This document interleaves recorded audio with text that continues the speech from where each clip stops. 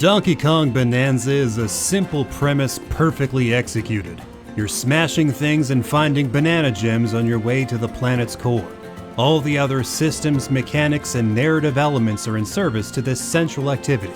Each one of DK and Pauline's powers ties into this same essential idea. Heck, even DK's job, before the story begins, is that of a miner. It's all about those tasty gems, baby. I haven't played a Donkey Kong game this good since 1994. Our boy has simply never been more back. The premise is a pretty simple one. DK is mining for the somehow edible Banandium gems when the entire mining town is shoved into the dirt by a giant meteor. Shortly thereafter, he meets Oddrock, aka Pauline, who gives him an actual purpose. She wants to get back to the surface. Of course, this means it's time to head directly to the planet's core. Look, I'm not gonna argue with this logic if it means more smashing things. Destroying terrain for gold and loot is incredible fun that absolutely never gets old.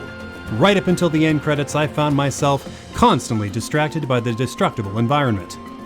You've got so many ways to destroy every level. Regular skills, bonanza moves, and chunks of terrain all serve as useful tools in your endless quest to smash it all. Better still, so much of every layer can be destroyed.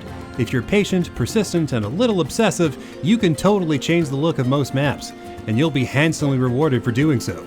If you don't uncover every fossil and gem this way, you'll find maps that lead you to these missing items. I haven't actually done this for any levels yet, but I can easily see myself getting this, invested in smashing without realizing it. I can't overstate how compelling this mechanic is. Taking the stages apart to find all the hidden bananas is a real zen experience. I'm gonna find every single Banandium gem, and there's nothing you can do to stop me. I do wish there was more fanfare when you fully finish a given layer, but the sight of the completed checklist is still pretty dope. It took me longer than it should have to beat the game just because I kept getting distracted by those checklists, especially if there were just a few items missing. What harm in taking a tiny detour to find a few Banandium gems? Never mind that I ended up smashing most of a layer into tiny chunks while doing so. What's a couple extra hours on the runtime, you know? My only little grievance is about Pauline's voice. She sounds like the star of a big-budget children's show. There's just something about her diction that's off-putting to me. Maybe it's about how deliberate and clear her delivery is. She's supposed to be 13, but she looks 7 and sounds 31. And honestly, I understand this decision. Pauline talks a lot in DK Bonanza. You constantly hear her remarking on what you experience and encounter. To give this role a more childlike cadence and tone could have been catastrophic. Instead, there's just a little uncanny valley in her delivery. It's not enough to really detract from the overall experience, but I couldn't help noticing it. Maybe I'm just extra sensitive to that sort of thing. There are a lot of serious bangers in the soundtrack for DK Bonanza. The music for the Lagoon layer is a particular highlight for me. There's just something timeless and compelling about this track. It really embodies the sunshine and clear waters that make up the stage. I loved it so much that I used it as the backing track for my video review. But the stage music is only half the story. Pauline has a whole bunch of songs in this game, and they are all fantastic earworms. My only complaint is that they're often playing during periods of intense activity. There's not many chances to really soak up these songs. I can't wait till the official soundtrack drops, is what I'm saying. I'm not always in love with Pauline's spoken dialogue, but her singing voice is downright flawless. Bonanza looks amazing from top to bottom. All the character models are incredibly slick, the stages are beautifully crafted, and the colors are shockingly vibrant.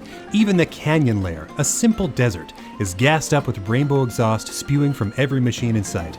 Digging through the dirt rewards you with explosions of gold. Boss fights are towers of color shattering into waves of relentless beauty. Even Void Kong's environmental obstacles are lush, gorgeous smears of adhesive spread over every surface. Destroying these roadblocks is, obviously, also lovely to behold. Nothing looks quite as good as DK himself, though. DK's fur looks so soft I want to run my fingers through it. You get so used to a certain kind of Nintendo polish, it's shocking when they branch out so well. His fur is so glossy that it looks like he has a rigorous shampoo-conditioner routine. Like, every time you dye his fur, the appointment includes a wash, rinse, blow-dry session that spares no expense. He should be in a slow-motion commercial talking about this shampoo. It's insane. I'm also enamored with how expressive DK is in Bonanza. The huge goofy grins, the tongue always out, the bananas in his eyes, and his exaggerated movements feel incredibly lively and vibrant.